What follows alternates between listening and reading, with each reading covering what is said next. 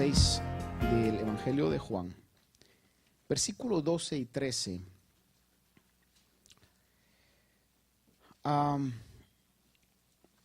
Lo veíamos el fin de semana pasada, estos versículos. Quiero leer con ustedes del 12 y 13 y luego llegar hasta el 15, si Dios nos lo permite.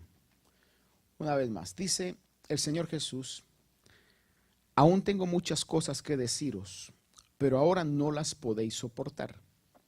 Pero cuando Él, el Espíritu de verdad, venga, os guiará a toda la verdad, porque no hablará por su propia cuenta, sino que hablará todo lo que oiga y os lo hará saber lo que habrá de venir. Él me glorificará porque tomará de lo mío y os lo hará saber. Todo lo que tiene el Padre es mío. Por eso dije que Él toma de lo mío y os lo hará saber. Un poco más y ya no me veréis, y de nuevo un poco y me veréis. Entonces algunos de sus discípulos se decían unos a otros: ¿qué es esto que nos dice un poco más y no me veréis, y de nuevo un poco y me veréis? Y porque yo voy al Padre. Por eso decían: ¿qué es esto que dice un poco? No sabemos de qué habla. Jesús sabía que querían preguntarle y les dijo: ¿estáis discutiendo entre vosotros sobre esto? Porque dije un poco más y no me veréis, y de nuevo un poco y me veréis. Verso 20. En verdad os digo que lloraréis y os lamentaréis, pero el mundo se alegrará. Estaréis tristes, pero vuestra tristeza se convertirá en alegría. Cuando la mujer está para dar a luz, tiene aflicción, porque ha llegado su hora, pero cuando da a luz al niño, ya no se acuerda de la angustia, por la alegría de que el niño haya nacido en el mundo. Le pregunto, hermanas, ¿es cierto esto? Al nada más nacer ya se les olvidó el dolor. ¿Cómo era el Señor, verdad? Que sabía exactamente eso. Claro, sí, Él las creó, ¿verdad? Y usa esta alegoría de una manera tan maravillosa. ¿Sabe usted que obviamente ustedes lo han experimentado, ¿verdad? ¿Y quién soy yo para decirles qué se siente? Pero clínicamente dicen que lo que sucede es que en el parto se está en una situación de tanta tensión, nerviosismo, todo lo que conlleva eso. Pero al ya el bebé salir, dice que el cerebro automáticamente da un shot de endorfinas. O sea que están siendo, ¿cómo ponerlo de una manera que no suene tan mal? Pero el mismo cerebro les inyecta un químico natural que les da una sensación de gozo, como una droga natural, pues. ¿Qué sucede? Y por eso es que las mujeres, al ya salir de esa aflicción, están en lo más bajo de la aflicción, pasando una situación que las palabras no podrían expresar. Y de repente se van hasta arriba de gozo. No solamente porque nació, sino porque el mismo organismo, Dios que nos hizo y las hizo así, ¿verdad? En ese momento les inyecta ese estupefaciente natural que las hace sentir extremadamente grandes. Y esto es lo que el Señor está diciendo acá, que espiritualmente, verso 22 dice: por tanto ahora vosotros tenéis también aflicción, pero yo os veré otra vez y vuestro corazón se alegrará y nadie os quitará vuestro gozo. En aquel día no me preguntaréis nada. En verdad os digo, si pedís algo al Padre, Él os lo dará en mi nombre. Sé que hemos leído un buen trozo de las Escrituras y básicamente solo quiero recordarle lo que el viernes pasado hablábamos acerca de la unidad de Jesús con el Padre y con el Espíritu, y cómo es de que en varios versículos, al referirse al Espíritu Santo, se refiere también al Espíritu de Jesús y al Espíritu de Cristo. Yo le leía algunos versículos en relación a esto. Ahora, en el verso 15 continúa este relato con la unidad del Hijo, con la unidad de Jesús, con el Espíritu. Dice que todo lo que tiene el Padre es mío. Eso es lo que Jesús está diciendo. Todo lo que tiene el Padre es mío. No solamente la unidad de Jesús con el Espíritu, sino la unidad de Jesús con el Padre. todo lo del Padre es mío. Por eso dije que Él toma de lo mío y os lo hará saber. Está hablando de la unidad de Jesús con el Padre. Primera de Corintios, en el capítulo 15, verso 28, dice,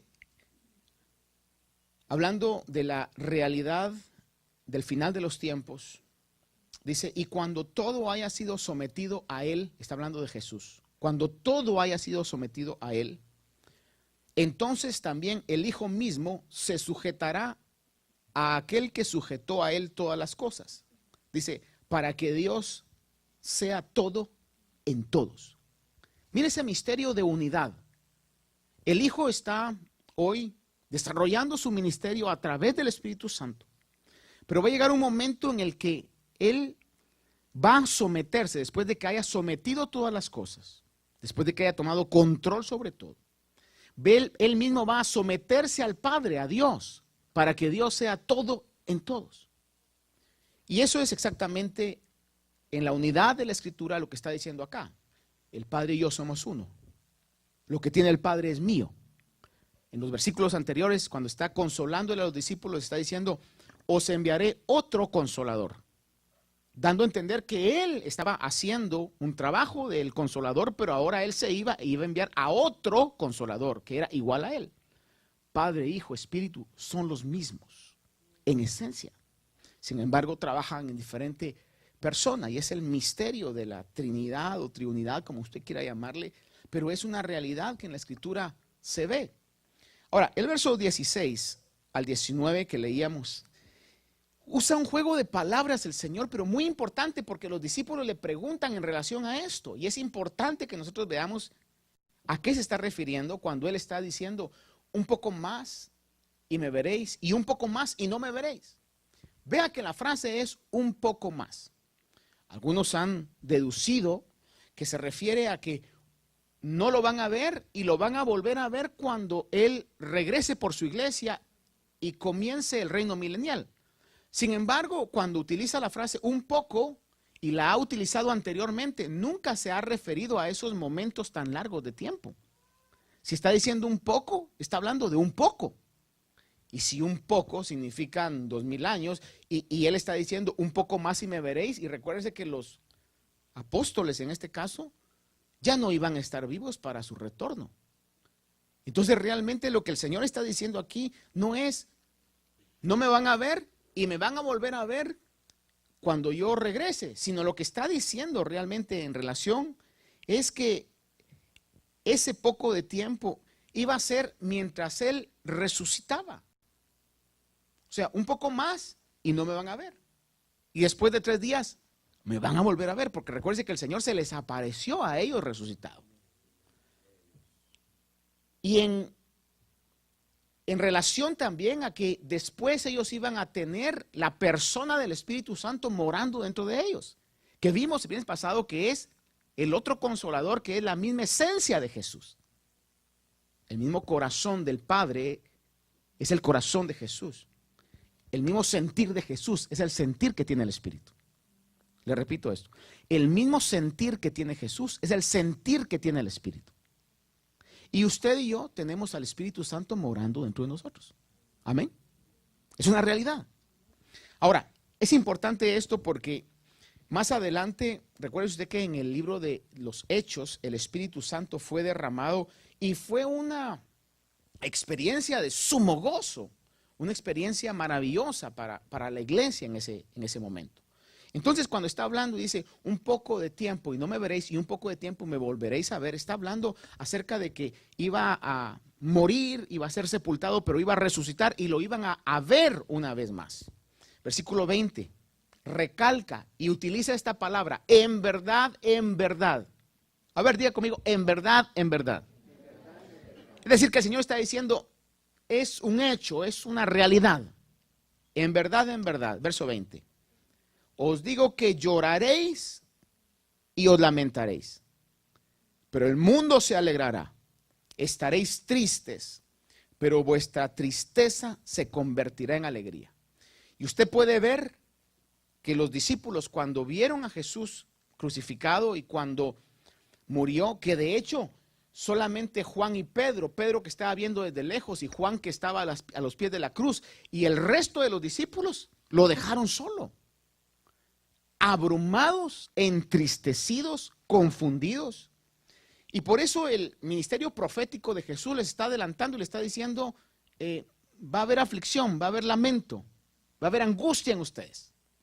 Pero no se va a quedar así. Después de eso va a haber un cambio. Y dice, y vuestra tristeza se convertirá en alegría.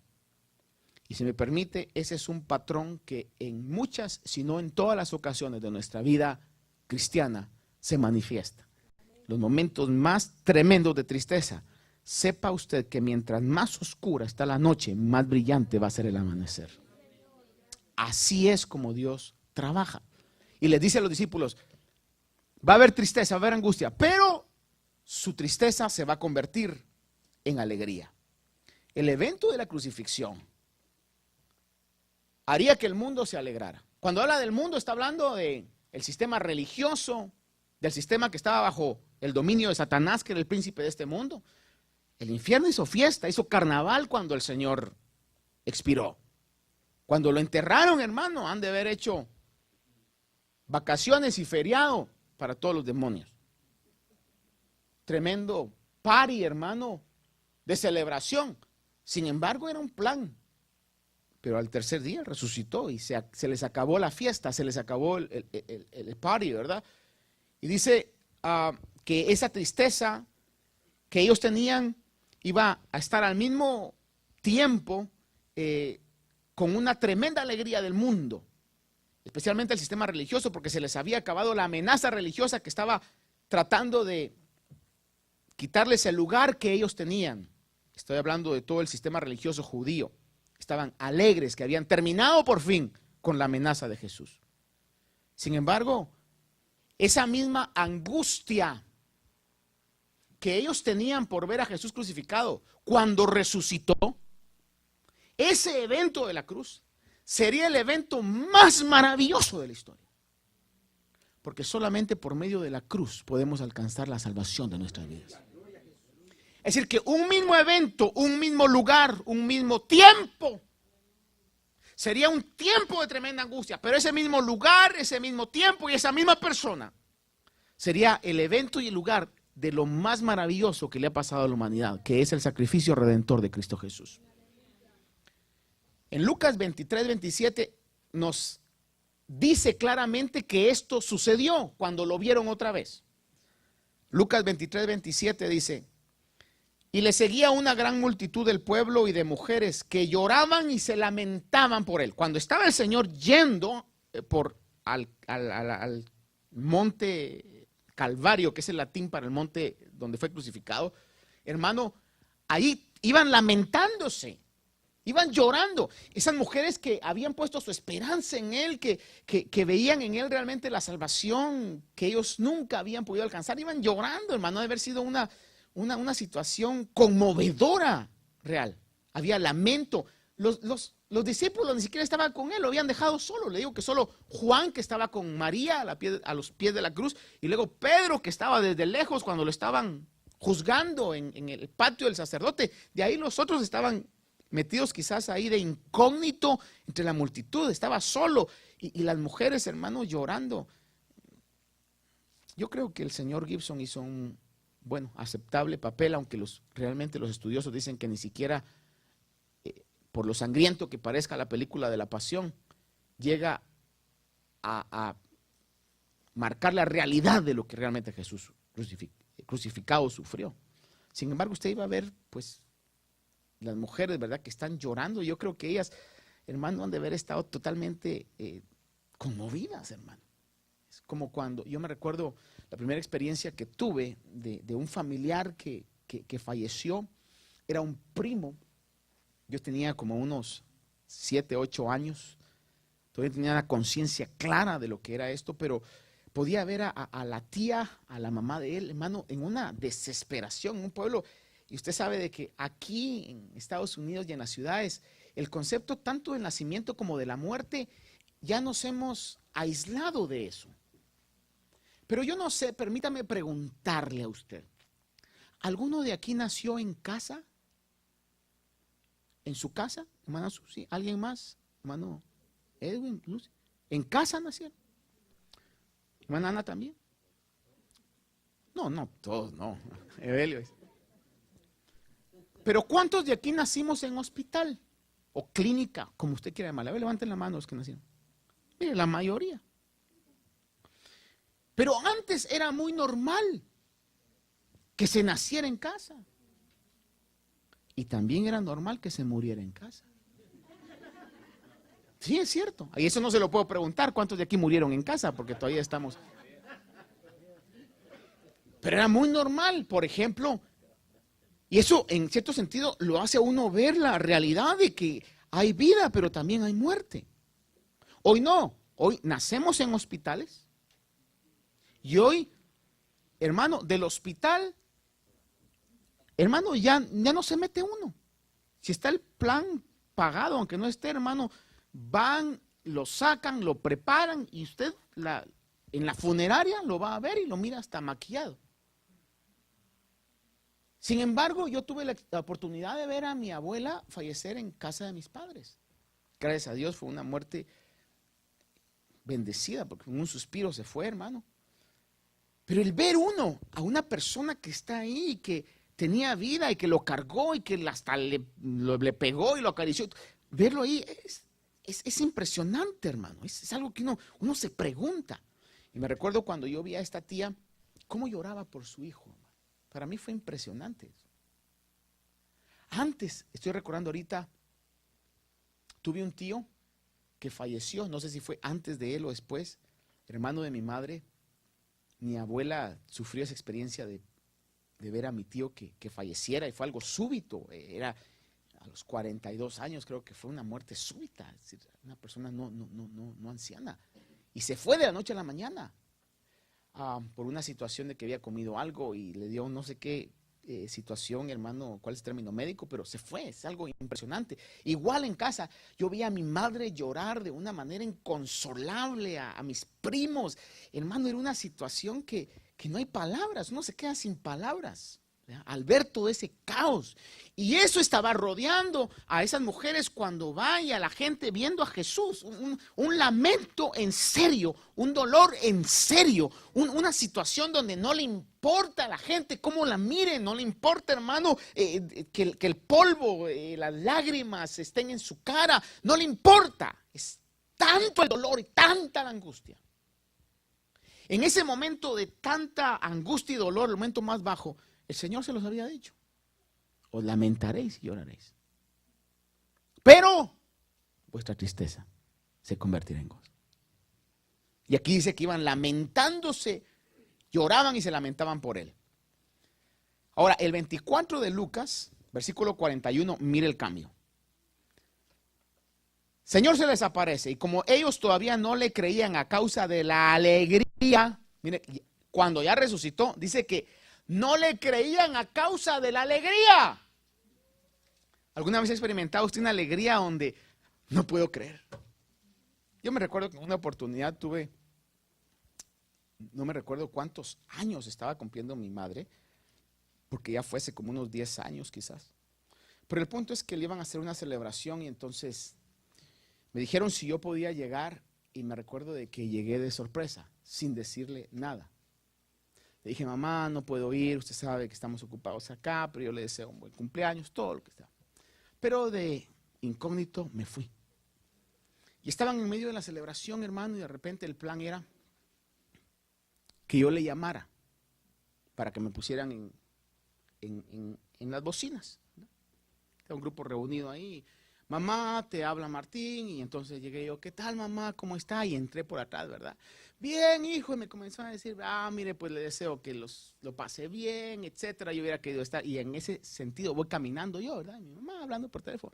De repente entonces le toco para atrás, por atrás. Y se voltea y cuando me mira, hermano, se quedó que yo dije: ¿qué hice? Porque ya mi mamá tiene sus años, pues, ¿verdad? Y entonces me decía: mijo, pero me tocaba y en lugar de tocarme me hacía así, hermano. Es decir, que puede haber un momento de tal alegría donde como que cuesta creer. ¿Es cierto? ¿Está pasando? ¿No estaré soñando? Y dice aquí la palabra de Dios de que los apóstoles, de la alegría que tenían, no lo creían y estaban asombrados. Y él, para asegurarse, le dice: ¿tenéis algo de comer? Para que miren que no es sueño, para que miren que no es una aparición. Voy a comer con ustedes. Fíjese que no sé si usted ha visto esto. Yo estaba con la inquietud de poder investigarlo porque no era el tema realmente, pero viene al caso. Estaba viendo la otra vez de que ahora ya tienen hologramas de lo que le llaman no 3D ni 4D, sino 7D, de 7 dimensiones. Hologramas de 7 dimensiones. Que se ve tan real. Por ejemplo, hay zoológicos en Japón que son con animales virtuales. Entra usted y con juegos de luces crean un animal que pasa usted a la par del animal. Pero si le pasa la mano así, no existe. Pero es tan real que en algún momento eso nos lleva a concebir de que tenemos que ser muy cuidadosos con ese tipo de apariciones religiosas que se van a comenzar a dar ahora. Que se apareció que una imagen en el cielo, y diría yo, aún mucho más cuidado con las apariciones de las vírgenes, en ese sentido. Impresionante. Entonces, el Señor, para que no dijeran, es un fantasma, ¿qué es lo que dice? Denme de comer. Aún usted mira con Tomás, que le dice: Tomás, ¿no creías? A ver, mete la mano, tócame. Habló con ellos, comió con ellos. Dice en 2 Corintios 2, 15 y 16. Ahora, vea esto. Que los dos extremos, la cruz de Cristo marca dos extremos. Un tremendo sufrimiento, pero también una gran alegría. Una gran esperanza, pero también un profundo dolor. Dice 2 Corintios 2, 15 y 16. Porque fragante aroma de Cristo somos para Dios. Mire, entre los que se salvan. Está hablando Pablo de los ministros, de él como ministro, como apóstol. Dice: fragante aroma somos para Dios entre los que se salvan. Vea esto, fragante aroma. Pero dice: y entre los que se pierden, para unos olor de muerte para muerte, y para otros olor de vida para vida. Es decir, que el mensaje de la cruz de Cristo va a dar gran alegría, como también puede dar la sentencia más terrible que el ser humano pueda tener. Pero usted va a ver en Juan capítulo 3, si no estoy mal, el 17, habla y dice: pero el que no cree en el Hijo de Dios, dice, ya ha sido condenado, porque no ha creído en el unigénito Hijo de Dios. Entonces, el mensaje del Evangelio es lo más maravilloso que le puede pasar al ser humano cuando se recibe y se acepta. Y puede ser la sentencia más terrible que le puede pasar al ser humano cuando se rechaza. Es lo que la Biblia habla. Más adelante en este pasaje dice: y para esto, ¿quién está preparado? Porque obviamente es una situación tan delicada. Pero ve entonces que el Señor les anticipó y dijo: van a tener tristeza. Y si no les hubieran anticipado eso, los discípulos se hubieran confundido a tal magnitud porque hubieran dicho: ¿qué pasó? Lo que nos pasa muchas veces a nosotros, que vamos en nuestros planes, nuestro camino, tenemos todo trazado y de repente hay un evento inesperado, una situación, un problema, una cosa que nos saca del plan. Y decimos: ¿qué pasó? Comenzamos a cuestionarnos, a preguntarnos nosotros. Hermano amado, los planes de Dios, y de hecho Dios nunca ha dicho que no iban a haber situaciones difíciles. Él anticipó que en su iglesia y a sus hijos iban a venir situaciones difíciles. Pero confiad, dijo: yo he vencido al mundo. Ahora, versículo 21 al 24 utiliza la alegoría que ustedes, hermanas, la saben muy bien porque la han experimentado. Y dice que usa eso diciendo: cuando la mujer está de parto, dice, tiene aflicción, no dolor, aflicción. O sea, es más allá del dolor, porque ha llegado su hora. Pero luego dice, cuando ya dio a luz, no se acuerda de la angustia. Es decir, que eso pasó con los apóstoles. cuando lo vieron resucitado, ya no se acordaban de la tristeza que habían tenido antes. Y es lo mismo que debe pasar con cada uno de nosotros, al ver que el Señor está resucitado y no se quedó en la tumba. Ahora, en los siguientes versos que leímos, que ya no lo vamos a leer, quiero marcarle algunas cosas importantes acá. Cuando el Señor hace referencia a aquel día, que dice, en aquel día no me preguntaréis nada, que lo dice aquí, está refiriéndose no solamente a el día cuando Él se iba a aparecer resucitado, sino de los eventos que vendrían más adelante cuando el Espíritu Santo iba a venir. Que recuerde usted, y eso lo dije el día viernes, que el Espíritu Santo es uno con Jesús. Él lo dijo en estas palabras: no los voy a dejar huérfanos, les voy a enviar al Espíritu. Y el Espíritu Santo, la gran ventaja que tenemos de una manera práctica es esto: el Espíritu Santo no está con nosotros, está dentro de nosotros. No venimos a la iglesia a tener un encuentro con el Espíritu Santo y aquí está el Espíritu Santo. No, hermano, el Espíritu Santo está dentro de nosotros. Esa es la realidad bíblica. Donde quiera que estemos, ahí está el Espíritu Santo. Es la mayor bendición que yo puedo tener, que usted puede tener. Entonces, cuando está hablando de esto el Señor, está hablando de la realidad del Espíritu Santo. En Hechos 2, el apóstol Pedro habla en su mensaje y dice, cita la profecía del profeta Joel y dice: en aquellos días derramaré mi espíritu sobre toda carne. Es decir, que en ese momento se estaba cumpliendo esa profecía. Desde ese momento comenzaron, oiga esto, desde el derramamiento del Espíritu Santo en el Pentecostés, que fue el cumplimiento de la profecía de Joel. Le repito, Joel profetiza cientos de años adelante. Pedro, cuando el Espíritu Santo desciende, dice: este es el cumplimiento de la profecía de Joel. Y Joel dijo: en aquellos días derramaré mi espíritu sobre toda carne. Está comenzando el tiempo de los últimos días. Cuando hablamos de los últimos días es desde el derramamiento del Espíritu Santo en el día de Pentecostés hasta ahora.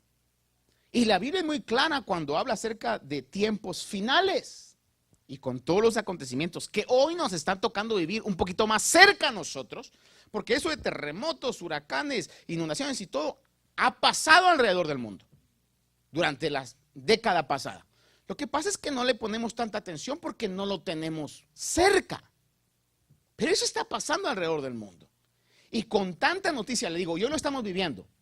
Vea usted, y le digo, es el peligro más grande, que depende qué tan serio vaya a ser. ¿Cómo es que se llama? Irma. El peligro grande es que se olviden lo que está pasando en Texas. Y Dios no quiera que venga otro.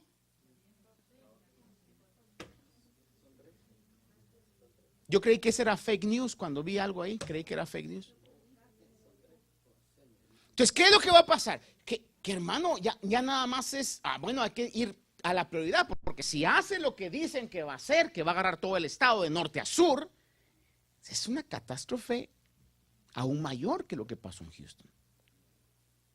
Ahora, hermano, eso ha estado pasando durante mucho tiempo. ¿Por qué? Porque la palabra de Dios habla en los últimos tiempos. El Señor dijo: vendrán terremotos, vendrán guerras, rumores de guerras. Todo eso pasaría. Segunda Timoteo 3:1 habla y dice: pero debes saber esto, que en los últimos días, dice, vendrán tiempos difíciles, en todo sentido. Lo que le quiero marcar aquí es el término últimos días. La Biblia identifica que habrían días últimos. ¿Qué quiere decir días últimos? Que está a punto de acontecer algo nuevo. Lo viejo se está terminando y comienza algo nuevo. Tiempos difíciles en los últimos días. Hebreos 1:2 dice: en estos últimos días nos ha hablado por el Hijo. Una vez más utiliza la expresión últimos días. Santiago 5:3 dice: en estos últimos días, hablando acerca de aquellos que han puesto su corazón en las riquezas, dice: en estos últimos días que habéis acumulado tesoros. Sigue hablando sobre el concepto de la Biblia y los escritores de la Biblia sobre últimos días.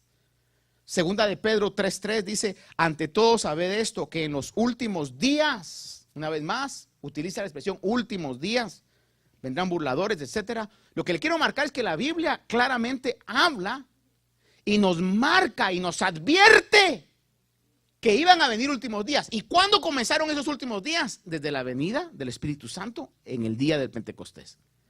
Y si eso ya tiene alrededor de 2000 años, ¿se imagina usted qué tan cerca no podremos estar del cierre final? Por eso, hermano, es importante cada vez más tratar de obedecer la doctrina bíblica. Primera Juan 2:18 dice, hijitos, es la última hora. Mire, lo marca una vez más, es la última hora. Entonces, no tenemos excusa de que la Biblia no nos haya dicho que iban a haber últimos tiempos, últimos días, última hora. Eso está sucediendo. Ahora, déjeme concluir con algo que es para mí sumamente importante, actual y práctico en cada uno de nosotros. Después de la partida de Jesús al Padre, porque el Señor les dejó establecido, no me veréis porque voy al Padre. Lo leímos. Es tan sencillo. El Señor, ¿qué querrá decir eso? Eso es lo que es. No lo iban a ver porque se iba a ir al Padre. No se iba a quedar en la tumba. Resucitó. Se aseguró de que ellos lo vieran, lo sintieran, comió con ellos. Les demostró que ya no tenía el mismo cuerpo, pero le dice, pero me voy a ir al Padre. Y según lo habla en Hechos, dice que ascendió en una nube con ese cuerpo glorificado. Entonces, cuando el Señor viene y les dice que iba a irse al Padre, les está haciendo también la mención de que vendría el Espíritu Santo y que no podrían ellos ya pedirle nada a Jesús porque Jesús no iba a estar presente con ellos. Que ahora, en este caso, los creyentes no le pedirían nada porque no estaría presente, sino tendrían que pedirle al Padre, oiga esto, en su nombre. Al Padre en su nombre. Es lo que el Señor dice. Y todo lo que pidáis al Padre en mi nombre, yo lo daré. Ahora, a lo que quiero concluir y terminar con esto es algo muy práctico y muy real. ¿Qué es pedir en el nombre de Jesús? Porque es algo que nosotros tenemos que estar bien seguros sobre eso, si no estamos gastando pólvora por gusto. Oía la otra vez una conversación del mover emocional carismático que hay alrededor del mundo, donde hay tantas cosas que se hacen que uno se pregunta, y no sé, podrán haber sus excepciones, no lo sé, pero a veces hay tanta situación donde dicen, siente el Espíritu, y uno se tira, otro se cae, otro, y el Espíritu, y corren de aquí para allá, y uno dice, se pregunta, ¿realmente eso es el Espíritu de Dios? ¿Realmente ese es el mover del Espíritu de Dios? Yo esto no se lo voy a inventar, es una realidad. Yo estuve en algunas actividades, terminaban golpeados con los pies doblados. Ay, es que el culto estuvo tan bueno y me doblé el tobillo ahí porque me cayeron dos encima. Y uno se pregunta, y no le estoy exagerando, ¿ese es el mover del Espíritu Santo? Ese es el genuino mover. Eso es lo que la Biblia nos marca, que por eso iba a venir el Espíritu Santo. El Espíritu Santo vino para guiarnos a la verdad, para hacerse una realidad en cada uno de nosotros. Ahora, oía yo a estos que hablaban sobre esta situación y dice, y yo le invito a que usted analice esto conmigo. Hay ciertas oraciones cargadas de emoción donde usted va a ver que lo que más se menciona es en el nombre de Jesús. Sana en el nombre de Jesús, en el nombre de Jesús, en el nombre de Jesús, en el nombre de Jesús. Hermano, lo repiten como 20 veces. Eso es desvalorizar el nombre de Jesús. ¿Sabe qué es? Y yo lo he usado, no le voy a decir que usted, pero yo lo he usado en mi propia oración. Padre, en el nombre de Jesús. Padre, en el nombre de Jesús. Padre, en el nombre de Jesús. El punto no está en usar el nombre de Jesús como una fórmula mágica. Ya pedí lo que voy a pedir y en el nombre de Jesús. No, eso no es así. ¿Sabe usted cómo esto trabaja? Que analizándolo y pensando es la mejor ilustración que pude yo ver que alguien utilizó. Es como lo que aquí le llaman un power of attorney. Como un poder de un abogado. ¿Alguien alguna vez le han dado un power of attorney aquí? ¿Alguien ha tenido un power of attorney? ¿Qué es un power of attorney? Yo le voy a decir algo, por ejemplo, que en alguna oportunidad alguien me dio, por alguna situación legal que estaba, me dio un power of attorney. Me dijo, pastor, aquí está, si algo sucede, usted puede disponer de esto, de esto, de esto, de esto. El power of attorney que me dieron a mí, me daba la autorización de vender sus bienes, me daba la autorización de entrar a sus cuentas de banco, me daba la autorización de muchas cosas, pero no me daba la autorización de corregir a sus hijos. No me daba la autorización de regañar a su mujer. Es decir, tenía autorización para ciertas cosas, pero el power of attorney tiene límites. En otras palabras, él está diciendo, le doy poder para que me represente en estas cosas que yo quiero que él me represente. Oiga esto, que yo quiero que él me represente. Si el usar el nombre de Jesús fuera esa fórmula mágica que usted va a pedir cualquier cosa y en el nombre de Jesús, porque lo dijo al final, le va a suceder. Entonces, todo lo que usted y yo pidiéramos en el nombre de Jesús, lo recibiríamos. Pero le aseguro, sin ser profeta ni mucho menos brujo, que hemos pedido muchas cosas y al final hemos dicho en el nombre de Jesús y usted no las ha atendido. Y luego reflexionamos y decimos, Señor, gracias porque estaba pidiendo tan mal, estaba sumamente perdido en lo que estaba pidiendo.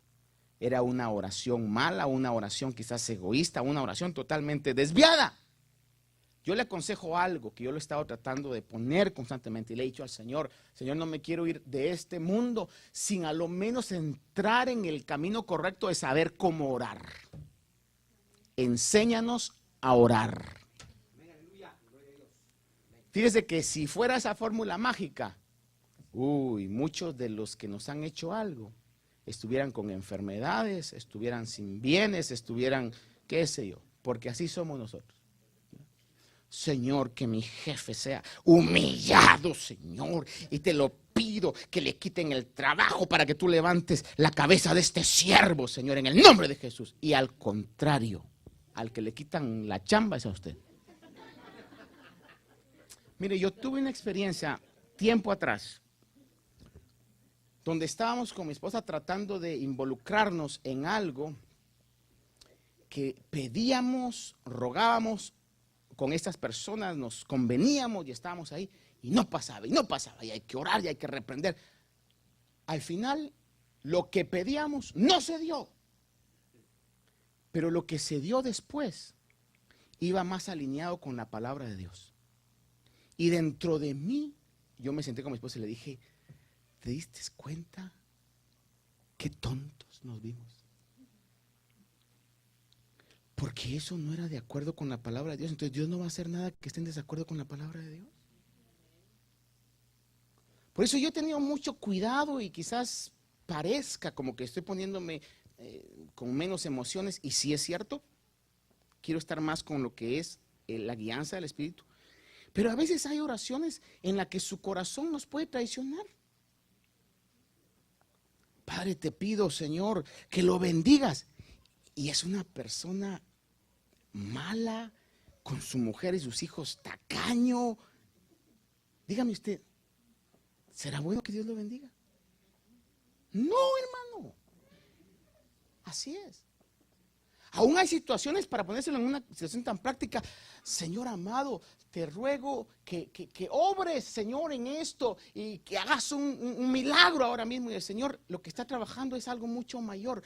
Yo me he dado cuenta de algo, hermano, y se lo digo con toda la verdad de mi corazón. Lo más importante es la fuerza interior, la fe interior. Es esas situaciones, hermano, donde usted puede estar humanamente ya derrotado, pero adentro hay un gigante que se está formando, una situación que hace vida a lo que Pablo decía, cuando soy débil, entonces soy fuerte. Dígame eso, ¿cómo podemos interpretar eso? Cuando soy débil, entonces soy fuerte. Porque en mi debilidad el poder de Dios se perfecciona. Y Pablo decía, me complazco en mis debilidades. Listen to that. Me complazco en mis debilidades. ¿Por qué? Porque lo interno es lo más maravilloso. Entonces, orar en el nombre de Jesús es pedir las cosas que están de acuerdo a la voluntad de Dios. Jesús nos ha dado un power of attorney. Tienes un power of attorney. Pero te va a servir solamente en aquellas cosas que yo pediría. ¿Sí me explico? Te va a servir en aquellas cosas que yo pediría nada más. Padre Santo, que despidan a esa compañera, Señor. No, pues, Señor, te ruego que me des amor y paciencia. ¡Jum! Dáselo. El power of attorney trabaja. Señor, sácame. No. Señor, te ruego que mi fe no falle. Denle una dosis de fe.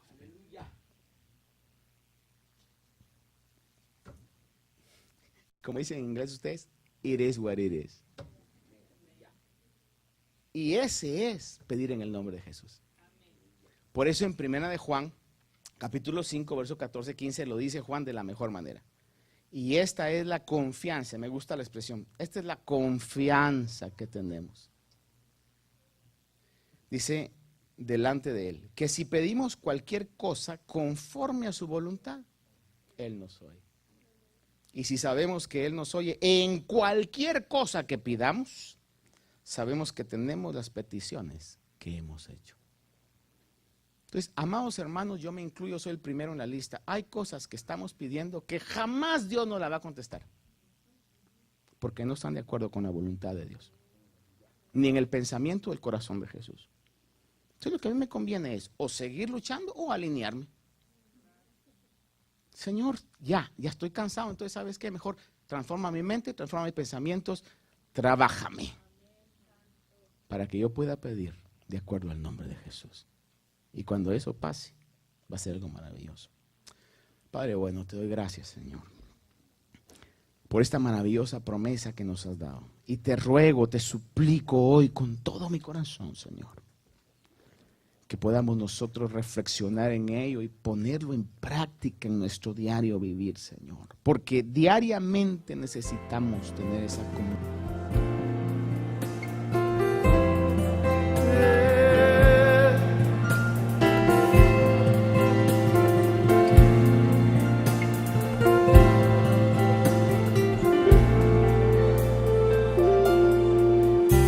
El Espíritu de Dios está en este lugar.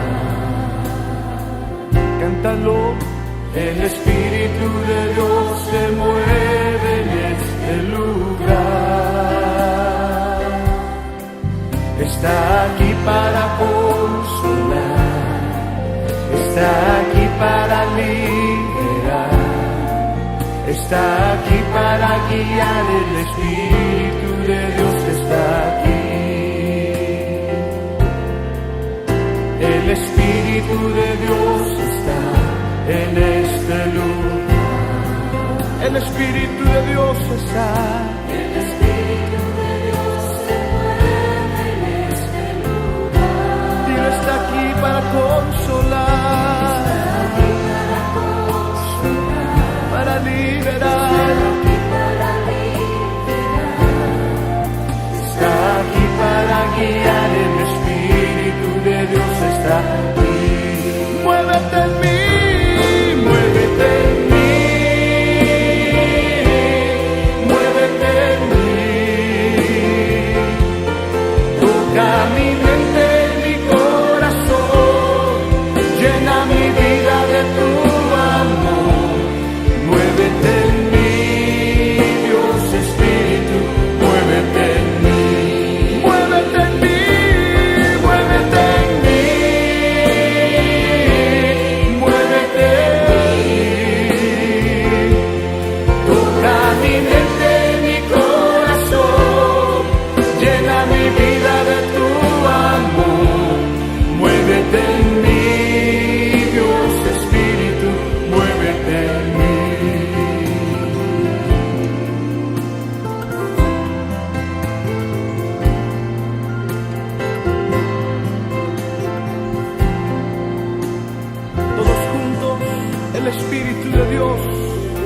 El Espíritu de Dios está en este lugar. Que se oigan las voces del Espíritu. El Espíritu de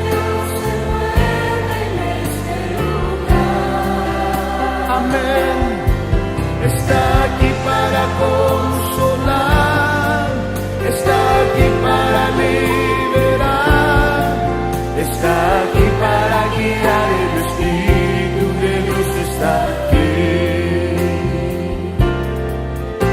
El Espíritu de Dios está en este lugar. El Espíritu de Dios se mueve en este lugar. Está aquí para consolar, está aquí para liberar, está aquí para guiar. El Espíritu de Dios está aquí.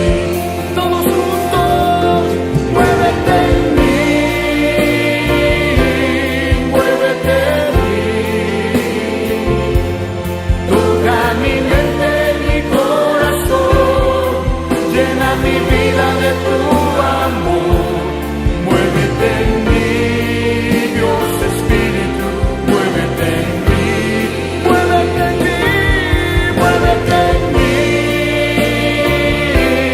muévete en mí. Toca mi mente,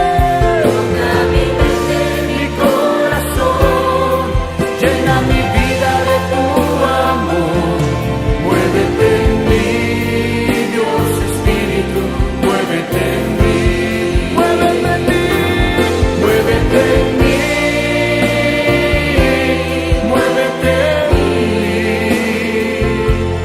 Toca mi mente, mi corazón, llena mi vida de tu amor. Muévete en mí, Dios Espíritu, muévete en mí. Muévete en mí, Dios Espíritu, muévete en mí. Muévete en mí, Dios Espíritu, muévete en mí. Muévete en mí, Dios Espíritu, muévete en mí.